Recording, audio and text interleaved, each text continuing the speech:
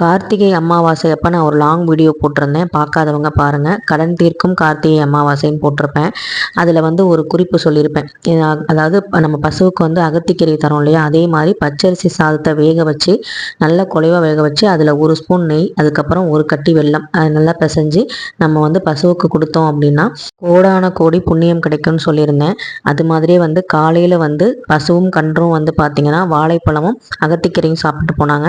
சாயங்காலம் வந்து பார்த்திங்கன்னா வேற ஒரு பசுவும் கன்றும் வந்து பார்த்திங்கன்னா இந்த பச்சரிசி வெல்லம் கலந்த சாதத்தை சாப்பிட்டுட்டு போனாங்க. ரொம்ப ரொம்ப சந்தோஷமாக இருந்துச்சு. ஏன் சந்தோஷப்படுறேன் அப்படின்னா, சிவபெருமானுக்கு வந்து இன்னொரு பெயர் இருக்குது, பசுபதி அப்படின்னு சொல்லிட்டு. பசு அப்படின்னா விலங்கு அல்லது உயிர்னு அர்த்தம். பதி அப்படின்னா தலைவன் அர்த்தம். இந்த உயிரினங்களுக்கெல்லாம் தலைவர் யாருன்னு கேட்டால் நம்மளை படைச்ச சிவபெருமான் தான்.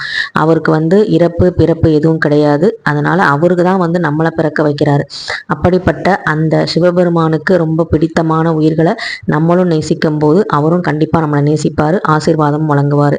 அதனால தான் அமாவாசை அன்னைக்கு சிவபெருமானை வழிபடுறதும் ரொம்ப ரொம்ப விசேஷமானது.